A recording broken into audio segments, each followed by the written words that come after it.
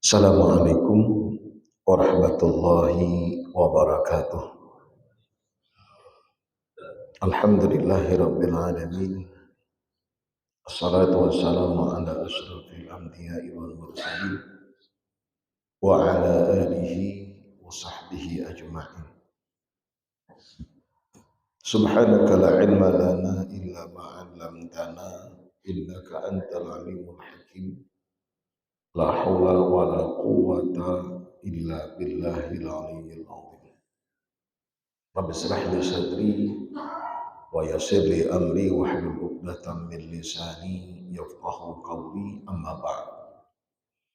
Alhamdulillah, puji syukur kita panjatkan kehadirat Allah Subhanahu wa taala atas izin dan nikmatnya jualah pada subuh kali ini kembali kita dapat bermuajahah bersama untuk mengkaji dan menelaah yang Pak insya Allah kita masuk pada bab atau kitab yang berikutnya masih dalam fikul ibadah. Setelah dengan kajian berkaitan dengan salat, kita coba untuk masuk kepada bahasan tentang kitabul zakah yang mudah-mudahan dapat menambah wawasan kita dan tentu mudah-mudahan dapat untuk kita terapkan dan kita amalkan dalam kehidupan kita sehari-hari. Amin ya rabbal alamin. Salawat dan salam tersanjungkan kepada junjungan Nabi besar Muhammad sallallahu alaihi wasallam. Allahumma salli ala Muhammad wa ala alihi. Bapak dan Ibu kaum muslimin dan muslimat, jamaah salat subuh yang dimuliakan Allah. Zakat ini juga ungkapan sering kita dengar, kadang tidak banyak untuk kita kaji dan talaah. Kita berharap mudah-mudahan dengan kita mengkaji bab ini dapat yang mungkin sebelumnya kita tidak tahu, kita bisa tahu. Yang mungkin sebelumnya kita kadang tidak melaksanakannya, mudah-mudahan apa yang Allah perintahkan dalam hal berkaitan dengan harta yang Allah titipkan kepada kita bisa untuk kita amalkan sehingga sesuai dengan makna zakah. Secara bahasa kata ulama artinya adalah an-nama. An-nama itu kalau kita terjemahkan dalam bahasa kita itu tumbuh, berkembang, biak, bertambah. Maka Rasul katakan dalam satu riwayat hadis, ma naqasat sadaqatun min mal. Tidak akan berkurang harta yang kita sedekahkan. Sedekah itu bisa dengan makna wajib berarti zakat. Bisa dengan makna yang selain wajib berarti sedekah sunnah. Maka dalam Al-Quran Allah menyebutkan innamas sadaqatu lil fuqara dan seterusnya, kalimatnya menggunakan sedekah bukan zakat. Tapi yang dimaksud di dalam ini ayat kata ulama adalah zakat. Lalu kenapa kok bukan dengan kalimat zakat tapi dengan kalimat sedekah? Dulu pernah kita pertanyakan hal ini kepada guru-guru kita yang memang membahas dan mengkaji tentang persoalan zakat. Satu di antara jawabannya, kata beliau, zakat itu sudah ditetapkan berapa kadar banyaknya untuk kita keluarkan. Ada yang 5% dari harta yang kita miliki untuk kita zakati. Ada 10%, itu 5% hasil bumi. Kalau dengan dana yang kita keluarkan untuk irigasinya, maka zakat yang wajib untuk kita keluarkan dari hasil yang kita dapat bila sampai nisabnya itu 5%, bukan 2,5%. Ini jangan dipukul rata, semuanya 2,5%. Ada yang 5%, ada yang 10% dari hasil yang kita dapat kalau itu tidak membutuhkan dana dalam hal pengairannya. Ada yang memang 2,5%, artinya sudah ditetapkan berapa kadar banyaknya yang harus kita keluarkan. Itu kalau zakat. Tapi kalau sedekah itu tidak ada takarannya. Maka rahasia kenapa Allah menyebutkan dalam hal yang berkaitan dengan zakat dengan kalimat sedekah, innamas shadaqatu lil fuqara ila akhiril ayah, itu dengan harapan ketika kita mengeluarkan zakat kalau bisa lebih dari takaran wajibnya. Karena yang wajib tadi zakat takarannya sudah ada. Sedekah tidak ada takarannya. Kalau bisa lebih akan. Maka jangan dikurangkan. Umpama 2,5% dari harta mal yang kita punya. Andai sekiranya 1 juta berarti 25.000. Ini andai. Marah lebih akan 30.000. Kapan perlu 50.000. Itu. Andai dengan zakat fitrah, kalau dengan kita biasa mengeluarkan 3 kilo atau 2,5 atau 2,5 kilo, 2,5 kilo, yang sudah biasa lumrah yang dilakukan, aku marah 3,5 kilo atau 3 kilo, itu mestinya. Itu hikmah kenapa dibalik kalimat sedekah. Padahal yang dimaksudkan sebagaimana ulama menyebutkan di situ adalah zakat, biar kita melebihkan dari yang diwajibkan. Jadi jangan dikurangkan. Yang biasa mungkin makan beras umpama bulog atau beras yang murah bulog ibu ya. Makan biasa beras bulog, akad fitrah marah beras yang paling mahal kurik susu. Itu ada halus-halus tuh lagi tuh. Yang paling mahal dari kurik susu ada katanya. Teh Bambang. Ya pokoknya itulah. Anggaplah kurik susu karena mudah didapatkan. Kalau yang satu itu kan musimannya. Biasa makan beras murah yang memang lazimnya seperti apa yang kita makan, marah dalam hal zakat ini saya keluarkan beras kurik susu. Itu mestinya. Di situ rahasianya kata ulama kenapa Allah mengungkap makna daripada ayat dengan menggunakan kalimat sedekah tapi tidak dengan kalimat zakat, yang maknanya adalah zakat, biar kita melebihkan dari apa yang Allah wajibkan.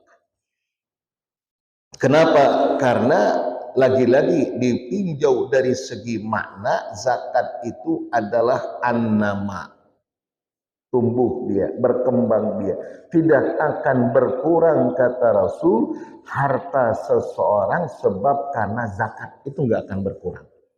Itu janji Rasul sudah. Yamhaqullahu riba wa yurbis sadaqat. Begitu juga di dalam Al-Quran Allah sebutkan bahwa Allah binasakan harta riba dan Allah kembangkan zakat. Jadi amun hendak sugih bukan dengan makan harta riba. Amun hendak sugih banyak sedekah, baik yang wajibnya maupun dengan yang sunnahnya. Janji Allah dan juga janji Rasul sallallahu alaihi wasallam yang keduanya mutlak benarnya kata ulama, ada ragu kita. Maka kalau kita kembalikan kepada kajian tentang ayat atiullaha wa atiur rasulah wa ulil amri minkum, taatilah Allah, taatilah Rasul dan para pemimpin di antara kalian. Kenapa kada kalimat ati'nya? Allah tidak menyebut ati'ullah wa ati'ur rasul wa ati'ulil amri, kada. Tapi ati'ullah wa ati'ur rasul wa ulil amri, hilang kalimat ati'nya. Ata'a yuti'u artinya taatilah Allah, taatilah Rasulullah dan para pemimpin kalian. Itu maknanya kata ulama, taat kita kepada Allah, taat kita kepada Rasul, tidak ada tawaran-tawaran. Sebab mutlak benarnya. Tapi para pemimpin, tunggu dulu. Muqayyad dia. Kalau yang diinginkan oleh para pemimpin kita, suami kita dalam rumah tangga bertentangan dengan yang Allah dan Rasul inginkan, kada wajib taat. La ta'ata li makhluqin fi maksiatillah. Tidak wajib kita untuk mentaati makhluk kalau dalam hal bermaksiat kepada Allah. Tapi amun Allah Rasul wajib taat. Karena kita kada ragu akan kebenaran. Dan Allah dan Rasul sudah menjanjikan kada akan miskin kita sebab karena sedekah. Justru dengan riba habis harta kita. Tuh ada orang suka membungakan duit, berharap dapat tambahan dari yang dia pinjamkan. Sekalinya apa? Hilang orang yang meminjam. Duitnya kada kembali, orangnya pun hilang. Miskin wayah ini orangnya. Dulu sukses, tapi suka membungakan. Riba yang dia makan. Ada satu, saya tidak menakut-nakuti, tahun 2006, tanya sama yang berangkat haji. Ada satu jamaah kita, tapi bukan kelompok saya kelompok 5 waktu itu. Dia kelompok 10 kalau tidak khilaf. Ada ketua kelompoknya sudah meninggal, cuman ketua kelompok itu bercerita dengan saya. Ada jamaah dia, itu Masya Allah asal masuk ke tanah haram hawanya bawaannya panas, hendak keluar. Kada betah. Ketika di Mekah kada betah, panas bawaannya. Kayak linglung orangnya. Aneh memang. Asal keluar dari tanah haram biasa, tapi ketika masuk ke tanah haram, itu mulai sudah gelisah. Saya tanya, apa memang begitu? Ujar ketua kelompoknya, ketua rombongannya, bujur Ustaz. Kayak itu di jamaahnya.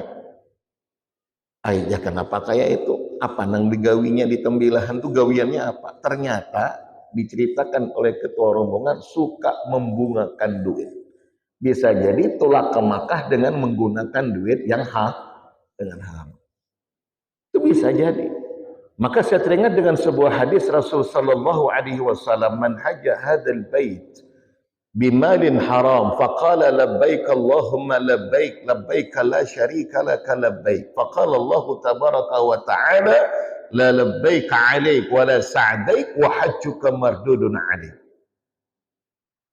Orang yang melaksanakan ibadah haji kata Rasul dengan menggunakan duit yang haram, ketika ia berada di sana dan mengucap labbaik Allahumma labbaik, ya Allah hambamu datang memenuhi panggilanmu, dijawab sama Allah, la labbaik alaik, aku kata Allah kada mengundangmu dan tiada ada kebahagiaan bagimu, wa hajjuka mardudun alaik, hajimu kutolak kata Allah. Itu satu, mungkin Allah tampakkan kada akan bahagia hidupnya dengan harta yang haram. Kita hendak kita punya banyak harta, marah banyak besi harta, yang penting halal. Ya kalau saya sering ingatkan ibu-ibu, amun laki begawi, ingatakan bang amun bacari duit, marah banyak, yang penting halal banget. Jangan sedikit lalu haram, jangan. Karena dengan harta yang halal ini akan membawa keberkahan dalam kehidupan. Rumah tangganya sakinah, mawaddah, warahmah, anak-anaknya dan lain sebagainya. Termasuk Allah mudahkan dalam menuntut ilmunya. Allah tidak halangkan untuk diberikan pemahaman kepada mereka. Kan ada kisah itu. Anaknya bebal. Ini anaknya bebal. Artinya kadang masuk-masuk pelajaran tuh kada kawa memahami apa yang disampaikan oleh guru. Datang ke gurunya, guru kenapa ulun ini kok bebal betul, bungul betul kenapa? Kata gurunya, coba pikirkan, lihat teliti kembali, jangan-jangan ada makanan yang haram yang dimakan. Pikirannya yakin, datang pulang ke gurunya, kadada wahai guru, yakin semuanya antu halal ulun makan, kadada nang haram ulun dapat makan.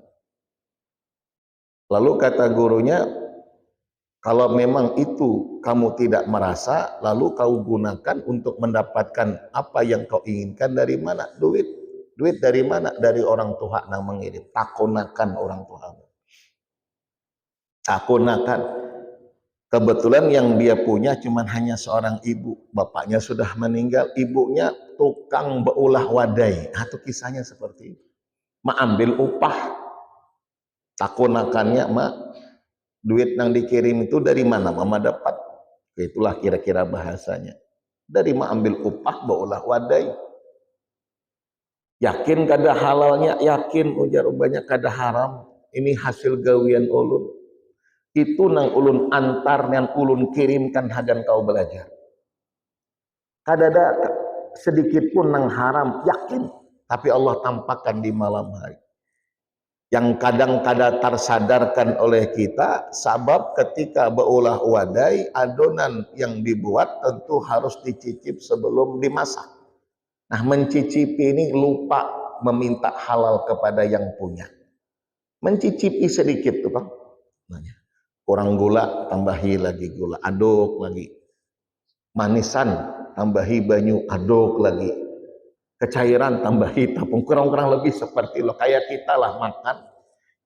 Banyak kuah sopnya, aja kebanyakan kuah. Makamah kan hendak nambah sebujurnya.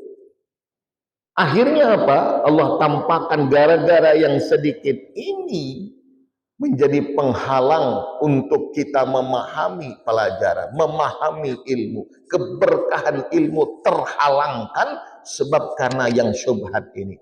Akhirnya didatanginya tuannya, bosnya, majikannya minta dihalalkan. Saat ketika setelahnya Allah berikan keberkahan pemahaman sehingga jadi orang alim. Nah, tuh lihat.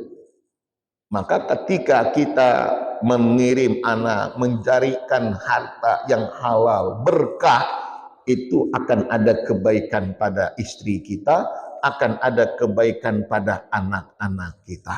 Kullu lahmin nabata minal haram fannaru aula bih. Setiap daging yang tumbuh dari makanan yang haram, neraka lebih utama untuknya, kata Rasul. Maka ini perlu kita waspadai. Kadang ada orang banyak harta tapi kada hendak berzakat. Ima kada paham, ima kada mau paham. Ya ada juga kada payah jadi takuni. Karena amun ditakuni tahu kita. Amun tahu maka akhirnya wajib zakat. Makanya tidak usah ditakuni biar kita kada tahu, ya aman. Mestinya pas'alu ahla dzikri in kuntum la ta'lamun. Takunakan. Ini ulun banyak hasil kopra nih, banyak besi kabun kelapa banyak. Hasilnya alhamdulillah kayak apa dizakati. Kadang banyak orang yang besi kabun tapi kada keluar zakatnya.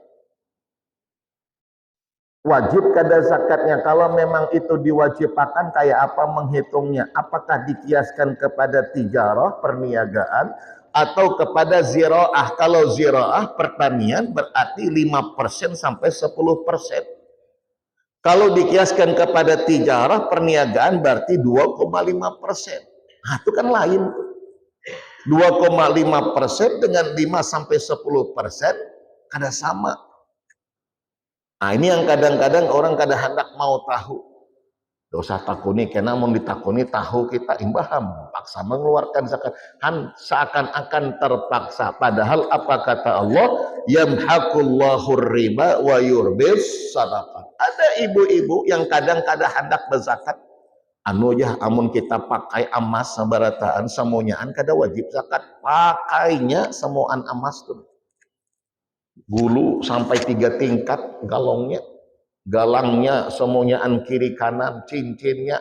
Alasan apa? Ini aku pakai kada wajib zakat. Saking hendak menghindarinya zakat. Yafiruna minaz zakat, itu ada orang yang berusaha untuk lepas daripada zakat. Belum sampai pada waktu haulnya, ketika akan sampai haulnya masa wajib zakat, sengajakannya ditukarakan macam-macam, kurang dihabiskan, sehingga ketika ini anu ya kayak apa, hendak berzakat hutang banyak, hitung-hitung banyak hutang daripada harta. Anak mengeluarkan zakat, tiba waktunya ada cukup lagi nisabnya, tuh hendak lari dari zakat. Tuh ada yang seperti itu. Yafirru minaz zakah, orang yang hendak membebaskan dirinya daripada kewajiban zakat. Awas, jangan sampai itu terniatkan oleh kita sehingga bisa jadi dibablaskan oleh Allah. Akhirnya bujur-bujur habis hartanya. Nah, oleh karenanya yakinkan dahulu zakat itu secara bahasa an-nama. Nama itu artinya tumbuh, berkembang. Maka tidak akan berkurang harta kita, tidak akan miskin kita sebab karena zakat. Nah, ini pahamkan dahulu, yakinkan dahulu di dalam keyakinan kita. Sehingga kalau ini sudah mantap, insya Allah itu kada ragu lagi kita. Bahkan bukan hanya sedikit yang kita keluarkan, lebih dari yang diwajibkan. Itu ada orang yang wajib cuma 2,5%, tapi inya mengeluarkan sampai 5%.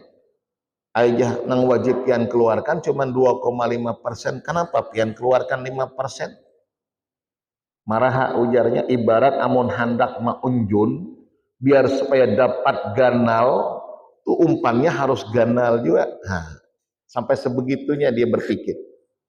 Hendak dapat hundang galah umpannya, cacing mau ada cacing? Kada mau. Apa biasanya? Pompon mahal ya. Nah, saya tidak tahu juga kayak apa bentuknya. Ya, tapi saya pernah dengar, amun hendak dapat nang ganal, umpannya harus ganal. Ibarat amun hendak Allah berikan tambahan yang banyak, tuh keluarkan juga banyak.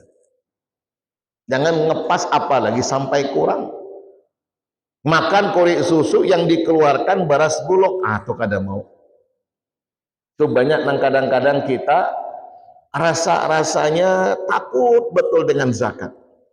Bahkan ada orang yang berhutang lalu kemudian kada bayar, lalu dia katakan, sudahlah itu zakatku aja, hagan kau. Gugur kada gugur kewajiban zakatnya itu.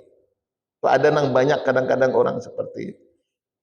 Di si A berhutang dengan kita, kada bayar hutangnya.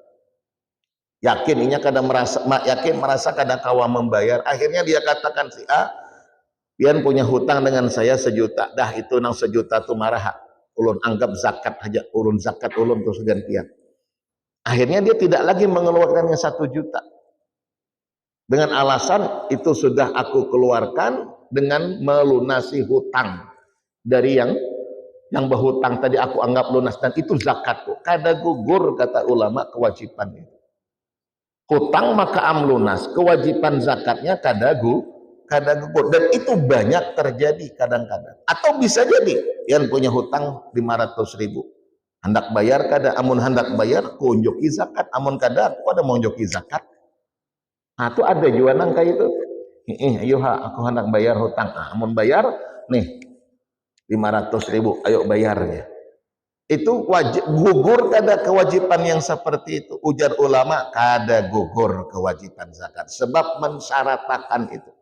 Nah, ini akan berkembang persoalan dan masalahnya yang kadang terjadi dan ada kita hadapi di tengah-tengah kehidupan kita. Baik, kita kembali, nanti kita akan kembangkan bagaimana peristiwa ataupun kejadian-kejadian dalam sehari-hari.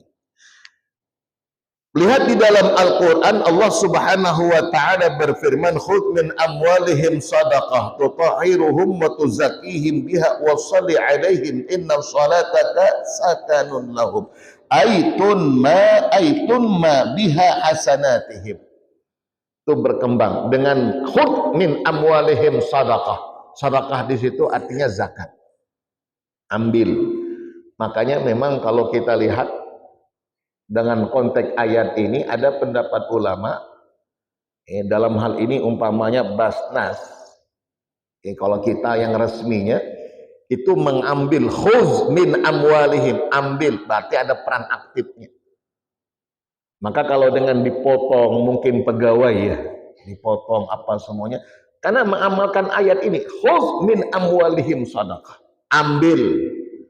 Berarti ada petugas yang mengambil dan bahkan mengharuskan. Sebab amun ditunggu-tunggu aja kadang-kadang banyak nang kada bayar. Dan itu pun kadang-kadang hanya di musim-musim tertentu, terutama di bulan Ramadan. Padahal orang wajib zakat itu tidak mesti hanya di bulan Ramadan. Nah, ini kelirunya kita.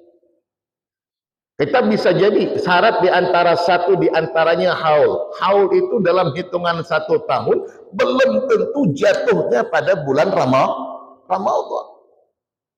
Jadi bukan hanya di bulan Ramadan, kecuali kalau zakat fitrah, iya. Kalau zakat mal, tidak mesti di bulan Ramadan. Sementara amil-amil zakat yang ada itu hanya pada bulan Ramadan. Maka ada petugas yang wajib, yang resmi. Khudh min amwalihim sadaqah. Ambil dari harta mereka zakatnya. Untuk apa? Tuzakkihim. Untuk dibersihkan dan ditumbuh kembang biakan. Jadi lagi-lagi ini dasar dalil dengan makna zakat itu artinya adalah berkembang. Wa amma syar'an ismun lihaqqin ma'lumin yu'khadhu min malin makhsusin ala wajhin makhsusin wa yu'ta li mustahiqin makhsusin.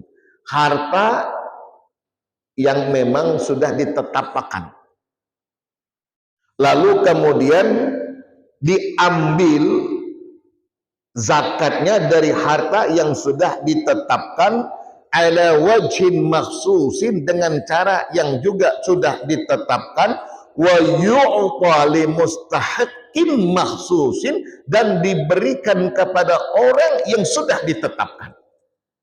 Itu kita kenal dengan asnaf as-samaniyah. Asnaf yang 8 itu sudah ditetapkan. Makanya innamas shadaqatu lil fuqara'i wal masakin. Kalimat innama di dalam itu ayat kata ulama adatul has. Itu bahasa kita sudah kada boleh keluar dari yang 8 itu. Adatul has sudah ditetapkan. Fakir, miskin, mu'alaf, dan sampai yang ke-8 itu sudah ditetapkan. Kada boleh keluar daripada yang 8 itu. Maka sering kita sampaikan amil-amil zakat harus paham. Kalau zakat itu kada boleh diberikan kepada orang yang di luar dari yang 8 itu. Sebab sudah ditetapkan oleh Allah dalam siapa saja yang berhak untuk menerima. Di luar itu kada sah zakatnya. Itu kada sah. Perwakilan dalam hal ini amil, andai menyalurkan kepada orang yang tidak berhak pun nang berdosa. Kada sah zakatnya. Kenapa? Kada disalurkan kepada orang yang 8 itu tadi. Janda umpamanya masuk kada? Bu, janda masuk kada? Kada masuk. Makanya amil zakat ini kadang-kadang banyak yang salah. Anu janda di sana belum, janda di sana belum, janda di sana. Hafal semuanya janda. Ada tuh ambil yang kayak itu tuh ada.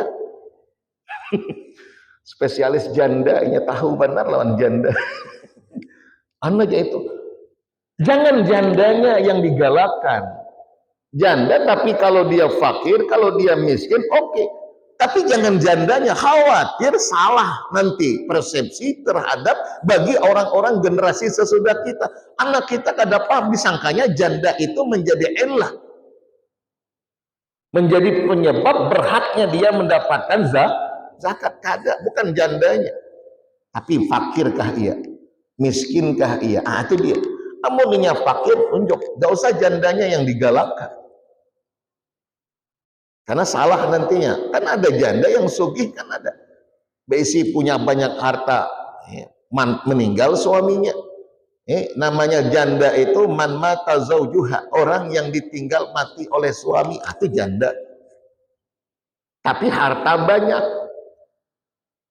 Itu kan harta laki. Iya memang, tapi kalau sudah meninggal suami, ada hak waris bagi seorang istri. Berapa? Lihat, amun laki meninggal kada beisi anak, baik anak terdahulu dari istri yang sebelumnya atau dengan dianya, kada ada sama sekali anaknya, itu dia dapat 1/4 dari harta. Lumayan. 1 miliar umpamanya harta suaminya, berarti 250 juta yang dia dapatkan. Tapi kalau ada anak dari yang meninggal, baik anak dari istri yang sebelumnya atau dengan istri dengannya, kan bisa jadi. Maka yang meninggal, maka istri yang sekarang, bukan istri yang terdahulu. Kalau istri terdahulu habis iddahnya sudah putus. Kecuali kalau masa iddah masih ada. Meninggal seorang suami, bercerai dia dengan istrinya, lalu meninggal setelah 1 bulan kemudian, iddahnya masih ada. Itu istri yang diceraikan masih berhak untuk mewarisi harta mantan suaminya. Kenapa? Masa iddahnya belum habis, statusnya masih istri dari suami yang menceraikannya. Tapi kalau habis iddahnya, itu kada ada hak lagi atas harta yang ditinggal oleh suami yang meninggal. Kalau dia punya anak 1/8. Atau kemarin ada nambah takut Ustaz ya, meninggal memang suaminya. Harta nang bagian ulun berapa leh? Anak ada kada? Anak ada. Lelaki sabarataan ujarnya. Kalau memang begitu, ashabul furudnya siapa? Istri. Abahnya masih ada kada? Abahnya kada ada lagi. Mamanya kada ada lagi. Tapi saudara-saudaranya ada. Baik, saudara-saudaranya ada. Sekarang siapa ashabul furudnya? Istri dulu. Istri berapa? Dapat 1/8. Saudaranya kayak apa? Saudaranya mahjub, terhalangkan. Siapa nama menghalangi? Anak lelakinya. Berarti saudaranya kada dapat selebih daripada atau sisa dari 1/8 itu kepada siapa? Anak lelakian, bagi rata. Selesai. Itu kada kemana hartanya? Kepada saudara kada. Saudara mahjub sebab karena anak laki-laki, kecuali amun kada ada anak laki-laki, cuman ada anak perempuan 3 orang. Kalau ada anak perempuan 3 orang, 2/3 dia bagi sama, 1/8 untuk istrinya, 2/3 untuk anak-anaknya bagi sama, sisanya berapa? Itu kepada saudaranya, karena abahnya sudah kada ada. Kecuali amun abahnya ada, artinya abah yang meninggal, amun ada saudaranya mahjubun bil ab, terhalangkan dengan ayah. Tapi karena ayahnya sudah tiada, tuh saudaranya berhak mendapatkannya. Jadi saudara pun dapat mewarisi. Tuh makanya kadang-kadang banyak hal-hal yang seperti ini bertangkar berkelahi. Kadang banyak juga kada bisi anak lelaki bingung kayak apa, kayak apa. Karena memang kalau anak perempuan kada habis, tetap akan ada sisanya. Walaupun banyak anak bebininya, cuma dapat 2/3 bagi sama. 2/3. Kalau sekiranya dapat 6 juta, umpama hartanya 2/3 kan 4 ya.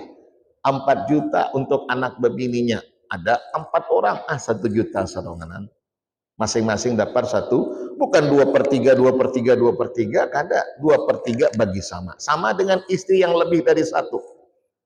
Ibu umpamanya jadi istri kedua, jadi istri ketiga, meninggal laki, itu sama bagiannya. Dapat 1/4 atau 1/8. Kalau dapat 1/4 umpama dari harta suami 1/4, karena suami kada punya anak tapi bini banyak. Anak kada ada, bini banyak. Bini 2 umpamanya 1/4 dapat dari harta suami, tapi bukan 1/4 bagi 2. Maka wajar saja ibu-ibu kada hendak dimadu. Di situnya ada hendak di madu, banyak aku mau di madu, terbagi harta kena warisan. Karena punya istri hanya dapat 1/4 saja.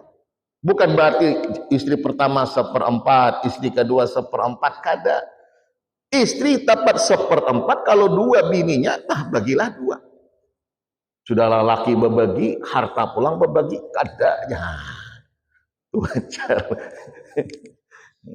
Baik, kita kembali, ini hukumnya. Baik, mana dasar dalilnya? Lihat di dalam Al-Quran, wa aqimus salata wa atuz zakat. Lihat Allah sandingkan perintah. Ketika Allah perintahkan salat, Allah sandingkan perintah salat dengan perintah zakat. Maka ada dalam kitab yang kita pernah temukan, ungkapan ulama, ada 3 ayat, 3 masalah yang Allah sandingkan senantiasa di dalam Al-Quran. Maknanya kalau yang satu dilakukan, yang satu tidak, maka yang dilakukan tidak bermakna sedikit pun di sisi Allah. Satu diantaranya, apa?